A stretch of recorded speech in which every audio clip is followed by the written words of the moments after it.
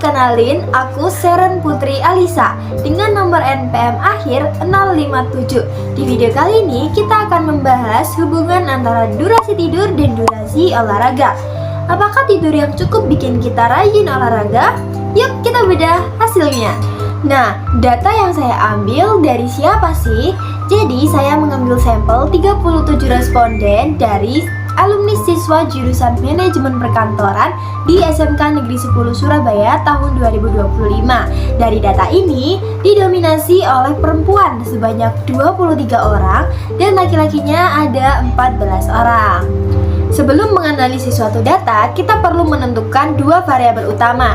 Di sini saya menetapkan durasi tidur sebagai variabel independen atau X dan durasi olahraga sebagai variabel dependen atau Y.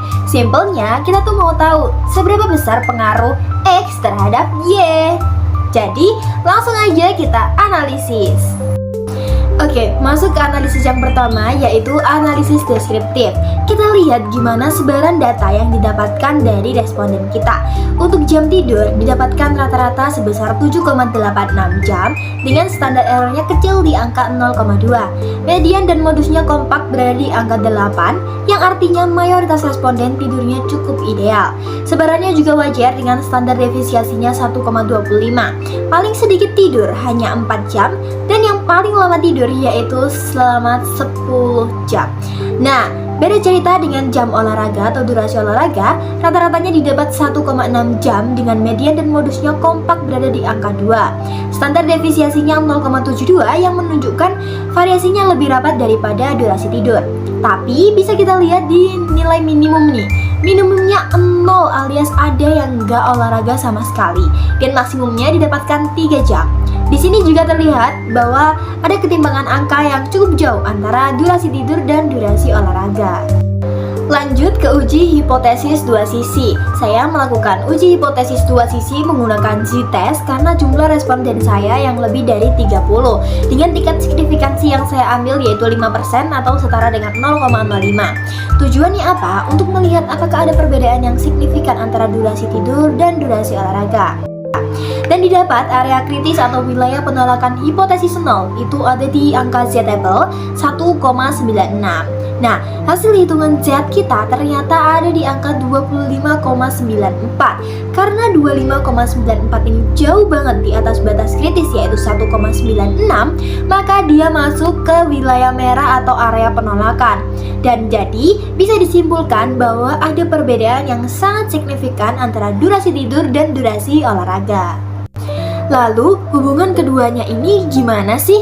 Nah, untuk menjawab ini, saya menggunakan uji korelasi persen dengan tingkat signifikansi yang masih sama, yaitu sebesar 5% atau setara dengan 0,05. Dengan hasil perhitungan yang menunjukkan bahwa angka koefisien korelasi atau R sebesar 0,4091 yang memiliki arti apa? Yaitu hubungannya adalah positif dan medium.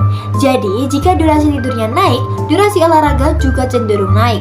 Tapi hubungannya sedang, tidak terlalu kuat dan tidak terlalu lemah. Dan besar pengaruh X terhadap Y bisa dilihat di bagian R-square tercatat sekitar 16,74% yang bisa dijelaskan X terhadap Y. Sekarang kita masuk ke uji regresi. Uji ini tujuannya untuk memprediksi seberapa besar sih pengaruh durasi tidur atau X bisa menentukan durasi olahraga atau Y. Kita fokus ke tabelnya ya. Yang pertama lihat significance F di tabel ANOVA. Nilainya sebesar 0,011 dan dikarenakan angka ini di bawah tingkat signifikan yang kita tetapkan yaitu 0,05, bisa dibilang model regresi ini layak dipakai atau signifikan. Lalu yang kedua kita bisa lihat di intercept di tabel koefisien, nilainya minus 0,188. Secara matematis ini merupakan titik potong sumbu Y. Artinya kalau jam tidurnya 0, olahraganya minus 0,188. Sebenarnya ini nggak masuk akal, tapi ini fungsinya hanya sebagai konstanta rumus matematika aja. Nah, yang lebih penting kita lihat di angka baris jam tidur, yaitu sebesar 0,238. Angka ini menunjukkan seberapa besar perubahannya. Artinya, setiap responden menambah waktu tidur selama 1 jam, maka durasi olahraganya diprediksi akan naik sebesar 0,238 jam atau sekitar 14-15 menit. Jadi, semakin lama tidurnya, durasi olahraga juga ikut naik. Nah, biar makin jelas, kita bisa lihat di grafiknya line fit plot.